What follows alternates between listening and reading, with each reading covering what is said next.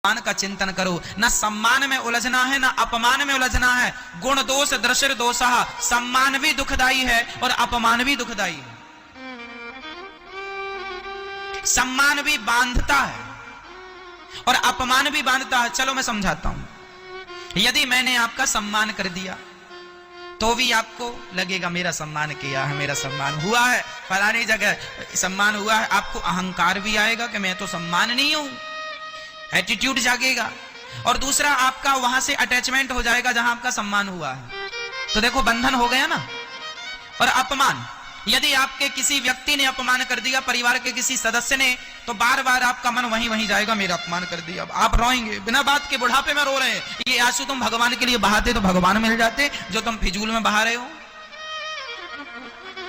मेरा अपमान, अरे भैया तुम काहे, इसलिए कहता हूं अपमान को छोड़ दो। कोई हमें 1 लाख गाली दे दे तो भैया एक और दे दे, इतना बोला है एक और बोल दे।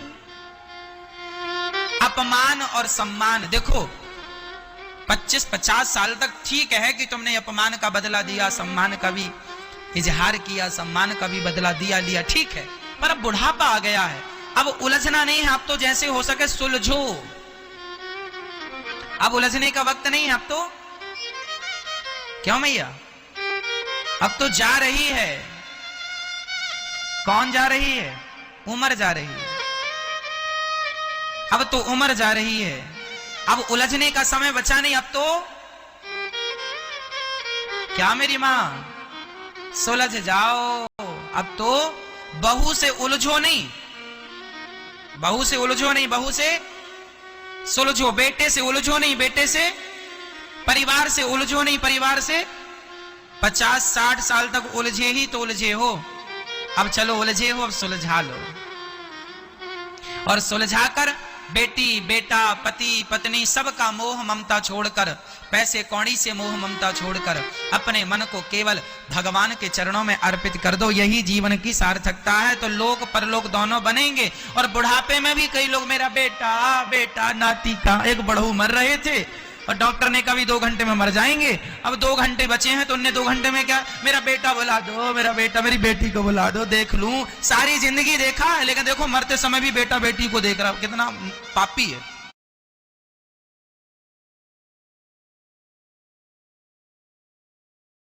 के आर्म्ड फोर्स, ये ममता तुमसे ना छूटी तो तुम्हारा मनुष्य होना बेकार है।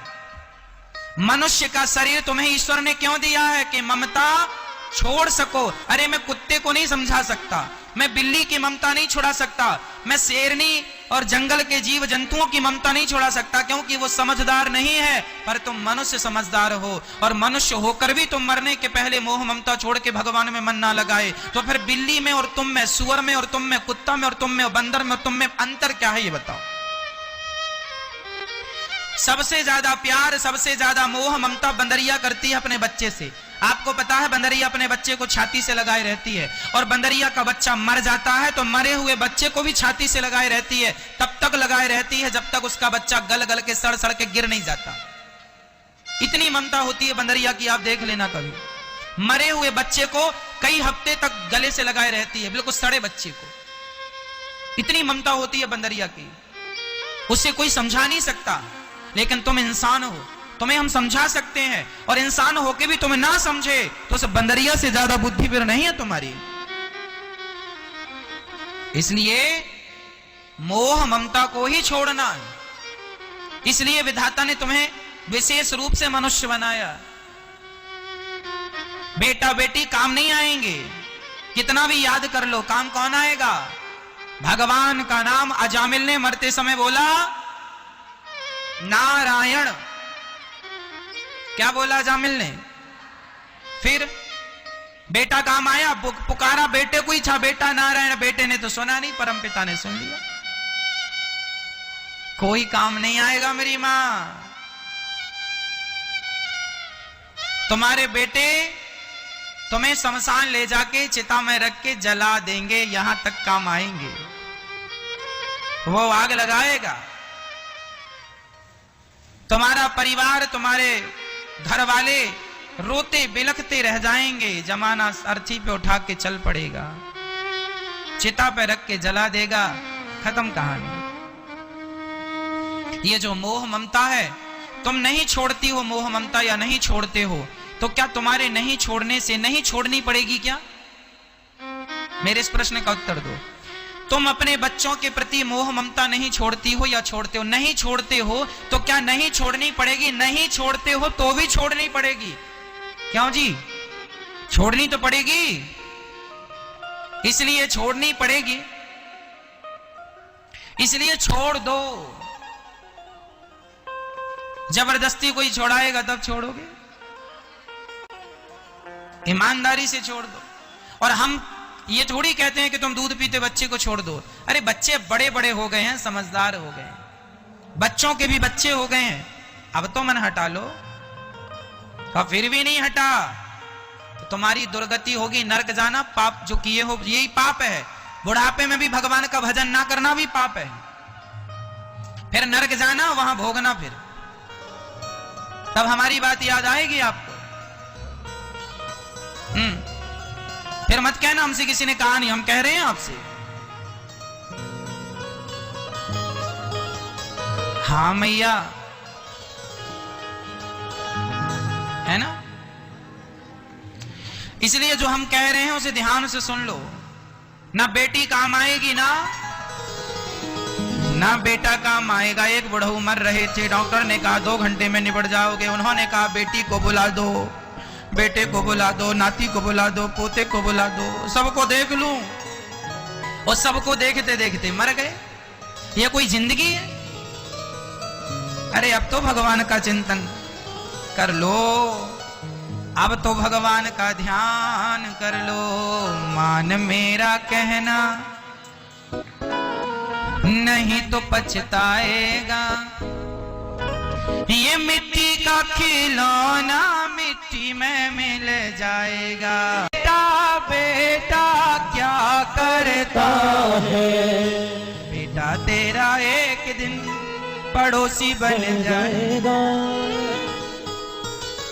ना बेटा ही साथ देगा, ना तो बेटी बेटी क्या करता है।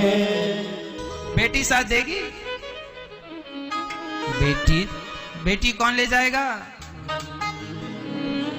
बेटी तेरी एक दिन जमाई ले जाएगा। मिट्टी का खिलौना मिट्टी में मिल जाएगा। इसलिए साथ ना बेटी देगी ना। और उम्मीद क्यों करते हो आप? साथ भगवान देते हैं। बेटी तुम्हारे मरने में रो सकती है, बेटा तुम्हारी चिता को आग लगा सकता है। इतना ही योगदान है इनका, यही सच्चाई है। आपका बेटा बहुत अच्छा भी है, श्रवण कुमार भी है, तो तुम्हारी बुढ़ापे का दुख दर्द बेटा तो बांट नहीं लेगा कि मां जरा तुम्हारे कमर का दर्द मुझे दे दो, मैं भोग लेता हूं। ना जी, बुढ़ापे की पीड़ा, बुढ़ापे का दर्द ना बेटी बांटेगी ना बेटा। तुम्हारे बगल में कोई बैठ सकता है, ये ठीक है, तुम्हारे सिर पे कोई हाथ रख सकता है, ठीक है, पर तुम्हारा दर्द कोई बांट नहीं सकता। क्यों जी? बांट सकता है? तुम्हें भोगना पड़ेगा। इसलिए कहता हूं अभी से अभ्यास बनाओ, मन को भगवान के श्री चरणों में लगाओ। इसी से हम सबकी गति है मैया। मत बिगाड़ो अपना परलोक। खासकर मैं अपनी माओ को समझाता हूं, आप लोग ज्यादा मोह ममता रखती हो। माताओं की मोह ममता बेटियों से ज्यादा होती है ना मैया? तो बेटे से है, किसी की बेटे से है, किसी की बेटियों से। तो मोह ममता कहीं भी हो नुकसानदायक है।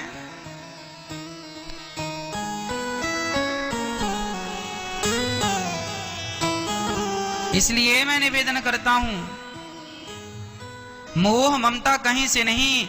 ये ना कहा करो कि बेटी मेरी है, बेटा मेरा है। ये कहा करो कि मेरे तो गिरधर गोपाल। बोलो मेरे तो हाँ।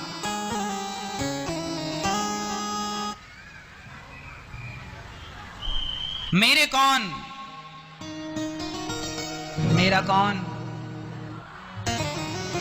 हाँ, गोविंद मेरो है, गोपाल कमल मेरो है। भगवान मेरे हैं, उन्हें तो आप कहती नहीं हो कि मेरे हैं, उन्हें तो दिल से मानती नहीं हो, बस बेटा के लिए रोती हो, बेटे के लिए रोती हो।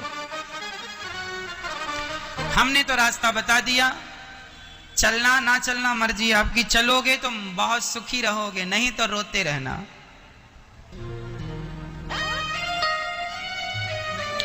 और देखो मैया, बेटे भगवान करे आपके बहुत अच्छे हों, श्रवण कुमार हों, खूब सेवा करें आपकी।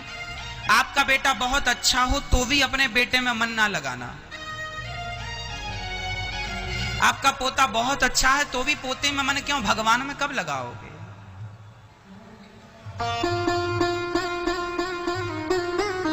भगवान में मन लगाओगे तो अच्छा है या बेटा बेटी में मन लगाने से अच्छा है? बड़ी प्रबल माया है मैया, जल्दी से आपका मन हटता नहीं है बेटा बेटी से, पोता पोती से।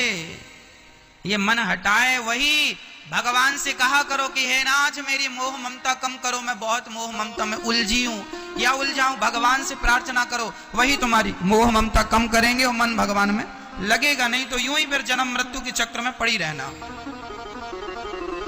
हर बार तुम्हारा जन्म होगा, हर बार मर जाओगी या मर जाओगे। मैं नहीं चाहता कि आपकी अधोगति हो, मैं नहीं चाहता दुर्गति हो, इसलिए कह रहा हूं, समझ लो तो ठीक है, नहीं तो फिर मर्जी आपकी है।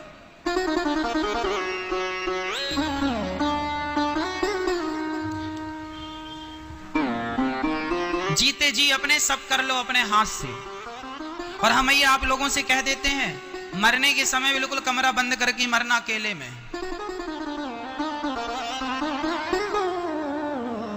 सबके बीच में मरोगी, मैं लिख के दे रहा हूं, सब लोग मरने नहीं देंगे तुम्हें। तुम वहां मरने को पड़ी हो ऐसे, और तभी बेटी आएगी, माँ पहचानो, माँ पहचानो, माँ माँ माँ। अब माँ मरे कि तुम्हें पहचाने? उसे मर तो जाने दो शांति से बेचारी को। अब बेटा माँ पहचानो पहचानो। अब जब पहचानने लायक थी तब तो तुम शकल दिखाए नहीं, लुगाई को लेके भाग गए थे। और अब मां मरने लगी तो बड़ा प्यार दिखाने आ गए, सेवा करने आए नहीं। अब मर जाने दो शांति से उसको, क्यों जी? हाँ, ये दुनिया वाले, इनका कुछ ना बिगड़ेगा। मां तुम मर रही हो और तुम्हारा ध्यान जरा बेटी में चला गया, बेटे में चला गया, उनको देखते देखते मर गई, तुम्हारी दुर्गति हो जाएगी। इसलिए मरने के पहले इतना तो करना, स्वामी जब प्राण तन से निकले, गोविंद नाम लेकर मेरे प्राण तन से निकले, उस वक्त जल्दी आना, नहीं शाम भूल जाना, मुरली मधुर बजाना। जब प्राण, हे नाथ, जब प्राण निकल रहे हो तो मुंह में राम राम हो, कृष्ण नाम हो, श्रीमन नारायण हो, मुख में तुलसी का दल हो, गंगा जल हो। जरा अपने बटुए में मैया लिपस्टिक रख लेती हो, जरा गंगा जल भी रख लिया करो। कहीं भी मौत आ गई तुरंत तो खोल के अपना 2 बूंद गंगा जल पी लिया। तुलसी का पत्ता रोज खाया करो, जरा समूह में रख के पानी पी लिया करो, पेट में चला जाएगा। जिसके शरीर में तुलसी होती है, जिसके मुख में गंगा जल होता है, जिसके गले पे तुलसी की माला होती है, जिसके मुख में भगवान का नाम होता है, वेद पुराण गरज गरज के कहते हैं, ऐसे भक्त का कभी उसका पतन नहीं होता, कभी उसकी अधोगति नहीं होती। इसलिए मरते समय भगवान का नाम स्मरण कर लो, है ना? बेटा बेटी तो क्या, तुम्हारे नाम के 13 दिन बाद रसगुल्ले खाएंगे। संसार जमाना जितना तुम्हारे रोने में लोग आते हैं ना, ये सब 13 दिन बाद रसगुल्ले खाने भी आते हैं। इसलिए अपना तो कल्याण करो, इनका तो रोने धोने में सब हो जाएगा। ये दुनिया वाले ऐसा सोचते हैं कि हम ज्यादा रोएंगे, इससे ये पता चलेगा कि हम ज्यादा प्यार करते थे। पागल, ज्यादा प्यार रोने से समझ में नहीं आता। रोना भगवान के लिए अच्छा लगता है, संसार के लिए रोना अच्छा नहीं लगता। हाँ, जो मर गया है उसके मरने के पहले बैठ जाओ, कीर्तन करो, श्रीमन नारायण श्रीमन नारायण, भगवान का नाम सुनवाओ। गीता, पहले के लोग जब मरते थे ना, पंडित जी को बुलाया, पंडित जी जल्दी आओ, गीता सुनाओ। गीता सुनवाते, राम नाम बुलवाते, तुलसी का जल डालते। आजकल ये कुछ भी, लोगों को कुछ नहीं आता, लोग कुछ नहीं करते, बस नाती पोतों को खड़ा कर देते हैं, बच्चों को देखते रहो, बेटा बुढ़ाओ मर जाओ, इनको देखो मरो जाओ। ये मैया आप लोग अपनी मौत ऐसी ना बना लेना, अच्छे से मरना जरा ठाट बाट से। भगवान का नाम लेते लेते जो मरते हैं उनकी मौत अच्छी मानी जाती है, और जो संसार को देखते देखते मर जाते हैं ये कुत्ता बिल्लियों की तरह मौत है। लोग कहते हैं ना कुत्ते की मौत मर गया, जो मोह ममता में उलझा उलझा मर गया वो कुत्ते की मौत मरा है। आप अपनी मौत कुत्ते की मौत ना बना लेना। इसलिए हमारे यहाँ मौत भी उत्सव की तरह मनाई जाती है, इसलिए मरने के बाद लोग बाजा बजाते हैं। जब मरता आदमी जाता है तो उसके आगे आगे बाजा बजते हैं कि नहीं, बैंड बैंड बजता। हाँ, मतलब मौत उत्सव है। लेकिन आप लोगों ने सिद्धांत बना लिया बस रोना है। हमारी माताएं तो गजब रोती उल्टा सीधा, पता नहीं कहां कोचिंग करती हैं ऐसे रोने की। ये मरते समय समझ में आता है ऐसा ऐसा रोती हैं माताएं। सबसे खतरनाक रोती हैं माताएं। पता बस चल जाए कि पड़ोसी मर रहा है, बस तुरंत। एक मैया के तो आंसू नहीं गिरते थे, झंडू बाम लेके जाती थी। वो मरा पड़ा है, झंडू बाम लगा रही है, कुछ तो कह रहे हैं ताकि लोग देखें कि हमारी रो रही है सच्ची का, नहीं कहेंगे झूठी का रो रही है। कई लोग मरने में रोने इसलिए जाते हैं कि महाराज एक बार हम बोले क्यों भाई तुम क्यों गए थे उसके मरने में रोने के लिए? और गए थे ठीक है, रोए काहे? बोले महाराज जी हम नहीं रोएंगे तो हमारे मरने में कौन रोएगा? तो ये रोते भी इसलिए हैं क्योंकि इन्हें व्यवहार निभाना है। तो कहीं मैया ये जमाना जो तुम कहती हो ना मेरा मेरा, ये मेरे नहीं है, ये तो केवल तुम्हारे मरने में इसलिए रो रहे हैं क्योंकि इन्हें भी व्यवहार चुकाना है। और तुम्हें लगा कि तो सही रो रहे हैं, कोई सही नहीं रो रहा, तो झूठा का रो रहे हैं। अभी जाएंगे 1 घंटे बाद सब भूल जाएंगे, ये अभी जाएंगे अपने घर में खूब खाएंगे पिएंगे। और सुनो, जिस दिन तुम मरोगे उस दिन भी तुम्हारे घर के लोग भूखे नहीं रहेंगे। अच्छा, जिस घर में कोई मर जाता है उस घर में ये अच्छा हो जाता है कि बिना चाय बनाए खूब चाय आती है। खूब पियो, बाकी कोई नहीं मरता तो भले इतनी चाय ना पिए, जब कोई मरता और ज्यादा चाय पी रहे क्योंकि फोकट में मिल रही है। सब लाके राम राम चाय दे दो चाय। ये दुनिया के लोग व्यवहार तब भी निभाते हैं जब तुम मर जाते हो। ये दुनिया अपने व्यवहार से बाज नहीं आती। क्यों भैया? सही है, चाय ज्यादा आती है ना उस दिन, और उस दिन आदमी ज्यादा चाय पीता है। इसलिए ये दुनिया तो तुम्हारे मरने में व्यवहार चुकाएगी। और तुम्हें लग रहा था ये प्यार कर रहे थे, तुम्हारी दुर्गति होनी है, इसलिए दुनिया वालों के चक्कर में ना पड़ो। ये तो तुम्हारे लाश के सामने बैठे बैठे भी चाय पीते हैं लोग। थोड़ा रोएंगे फिर चाय पी लेंगे, थोड़ा रोएंगे फिर चाय। भूखे तो इनसे रोया भी नहीं जाता, चाय पी पी के रोते हैं। और पड़ोसी लोग बढ़िया व्यवहार निभाते हैं, लेकिन इसके घर से भी चाय आई अदरक वाली, उसके घर से भी आई, और लोग टेस्ट अलग अलग लेते हैं। उसके घर की चाय अच्छी है, उसके घर की और अच्छी है, उसने अदरक कम डाला है। तो ये व्यवहार चल रहा है। आदमी मरा पड़ा हुआ चाय ठोक रहे हैं और कह रहे थे हम बड़ा प्यार करते हैं, बड़ा प्यार कर। चाय तो छूट नहीं रही है और कह रहे थे बड़ा प्यार कर रहे हैं। ये दुनिया तुम्हें बेवकूफ बना रही है। भैया ज्यादा ना हंसना। हम लोग झूठी दुनिया के चक्कर में पड़े हैं, है ना। हमको लगता है हम बड़ा प्यार करते हैं, हमसे लोग बड़ा कोई नहीं करता, सब चाय पिएंगे। इसलिए तुम आनंद से भगवान की शरण लो, भगवान के होके मरो। भगवान प्रभु मैं आपकी हूं, प्रभु मैं आपका हूं। संसार के व्यवहार से जरा उबर जाओ, ऊपर आओ, उठो। संसार बड़ा मतलबी है। इसलिए भगवान गोविंद मेरो है, गोपाल मेरो है, बस वही मेरे हैं, बस वही है हमारे। ये दुनिया के लोग हमारे नहीं। इन्हें अपने समझने की गलती बिल्कुल ना करना। आनंद से व्यवहार निभाओ। मैं ये नहीं कहता कि पत्नी को छोड़ दो, पति को छोड़ दो, ना जी, मैं ये बिल्कुल नहीं कहता। मैं ये कहता हूं इन सबके बीच में रहो, संबंध निभाओ, व्यवहार निभाओ, पर सबके बीच में रहते हुए, सबका काम पूरा करते हुए, जिम्मेदारियां पूरी निभाते हुए भाव यही बना रहे कि मैं संसार का नहीं हूं, मैं पत्नी का पति नहीं हूं, मैं बच्चों का पिता नहीं हूं, मैं केवल भगवान का हूं। मैं अपनी जिम्मेदारियां पूरी निभाऊं और अंदर से व्यवहार भाव बना के रखूं कि मैं भगवान का हूं। बस वो मेरे हैं और मैं उनका हूं।